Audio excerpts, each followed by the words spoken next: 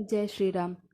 वह तीर्थराज प्रयागराज अलौकिक और अकथनीय है एवं तत्काल फल देने वाला है। उसका प्रभाव प्रत्यक्ष है। जो मनुष्य इस संत समाज रूपी तीर्थराज का प्रभाव प्रसन्न मन से सुनते और समझते हैं और फिर अत्यंत प्रेम पूर्वक इसमें गोते लगाते हैं, वे इस शरीर के रहते ही धर्म, अर्थ, काम, मोक्ष चारों फल पा जाते हैं। इस तीर्थराज में स्नान करने का फल तुरंत देखने में आता है। कौवा कोयल और बगुला हंस हो जाता है। यह सुनकर कोई आश्चर्य न करे, क्योंकि सत्संग की महिमा छिपी नहीं है।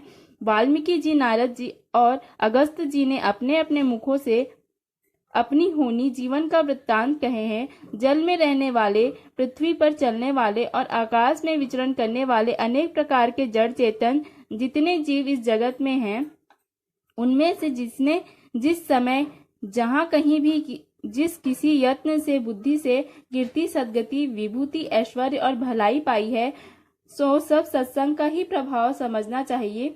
वेदों में और लोक में इनकी प्राप्ति का दूसरा कोई उपाय नहीं है। बिना सत्संग के ज्ञान नहीं होता और वह सत्संग श्री राम जी की कृपा के बिना मिलना सहज नहीं है। सत्संगति आनंद मंगल की जड़ है, सिद्धि उसका फल है और सब साधन फूल है।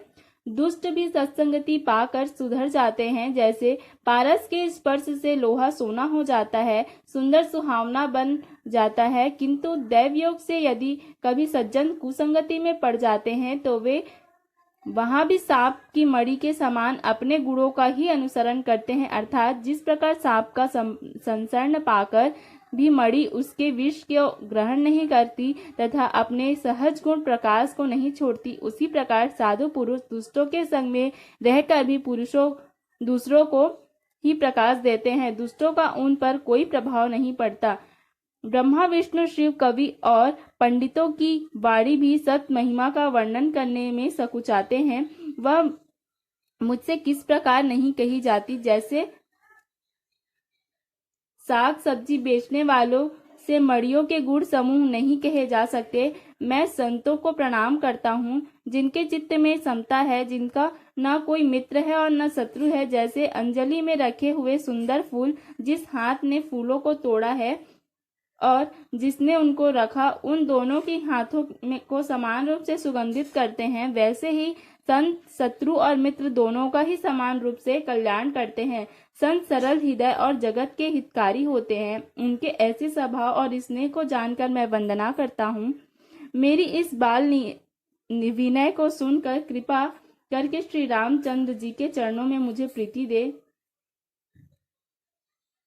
अब मैं सच्चे भाव से दुष्टों को प्रणाम करता हूँ, जो बिना ही प्रयोजन अपना हित करने वाले के भी प्रतिकूल आचरण करते हैं। दूसरों के हितों की जिनकी दृष्टि में लाभ है, जिनको दूसरों के उजड़ने में हर्ष और बचने में विषाद होता है, जो विष्णु और शिव के यश रूपी पूर्णिमा के चंद्रमा के लिए राहु के समान है। अर्थात जहाँ कहीं भगवान विष्णु और शंकर के यश का वर्णन होता है, उसी में वे बाधा देते हैं और दूसरों की बुराई करने में सहस्त्र बाहु के समान वीर हैं, जो दूसरों के दोषों को हजार आंखों से देखते हैं और दूसरों के हित रूपी घी के लिए जिनका मन मक्खी के समान है। अर्थात जिस प्रकार मक्खी घी में गिरकर उसे खराब कर देती है और स्वयं भी मर जाती है, उसी प्रकार दुष्ट लोग दूसरों के बने बनाए काम को भी बिगाड़ देते हैं।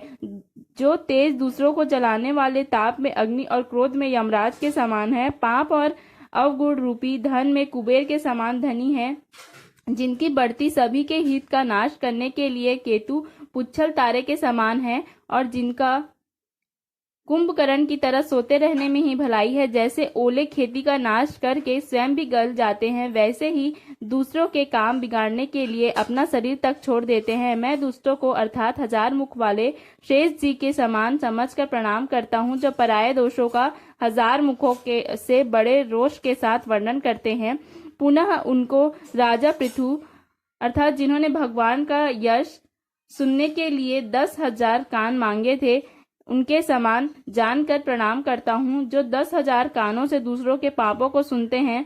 फिर इंद्र के समान मानकर उनकी वंदना करता हूँ, जिनके सुरा अर्थात मदिरा निकी और हितकारी मालूम देती है। इंद्र के लिए भी सुरानिक अर्थात देवताओं की सेना हितकारी है। जिनको कठोर वचन रूपी वज्र सदा प्यारा लगता है और जो हजारों आंखों से दूसरों के दोषों को देखते हैं। दुष्टों की यह रीति है कि वे उदासीन शत्रु अथवा मित्र किसी का भी हित सुनकर जलते हैं। यह जानकर दोनों हाथ जोड़कर यह जन प्रेम पूर्वक उनसे प्रार्थना करता है, मैंने अपनी ओर से विनती की है, परंतु ये अपनी ओर से कभी नहीं झुकेंगे। कौवा को बड़े प्रेम से पालिए, परंतु वे क्या कभी मांस के त्यागी हो सकते हैं। दुख देने अब मैं संत और असंत दोनों के चरणों की वंदना करता हूँ। दोनों ही दुख देने वाले हैं, परंतु उनमें कुछ अंतर कहा गया है। वह अंतर यह है कि एक संत जो बिछुड़ते समय प्राण हर लेते हैं और दूसरे असंत मिलते हैं तब दारुण दुख देते हैं। अर्थात संतों का बिछुड़ना मरने के समान दुखदायी होता है और असंतों का मिलना। दोनों संत और असंत जगत में एक साथ पैदा होते हैं, पर एक साथ पैदा होने वाले कमल और जोग की तरह उनके गुण अवगुण अलग अलग होते हैं। कमल दर्शन और स्पर्श से सुख होता है, किंतु जोग शरीर का स्पर्श पाते ही रक्त चूसने लगती है। साधु अमृत के समान अर्थात मृत्यु रूपी संसार से उबरने वाला और असाधु मदिरा के समान अर्थात मोह प्रमाद और जड़ता उत्पन्न करने वाला है। दोनों को उत्पन्न करने वाला जगत रूपी अगाध समुद्र एक ही है। शास्त्रों में समुद्र मंथन से ही अमृत और मदिरा दोनों की उत्पत्ति बताई गई है। भले और बुरे अपनी अपनी करनी के अनुसार सुंदर यश और अपयश की संपत्ति पाते हैं। अमृत चंद्रमा, गंगा जी और साधु एवं विष अग्नि कलयुग के पापों की नदी अर्थात कर्मनाशा और हिंसा करने वाला व्याध, इनके गुण अवगुण सब कोई जानते हैं, किंतु जिसे जो भाता है उसे वही अच्छा लगता है।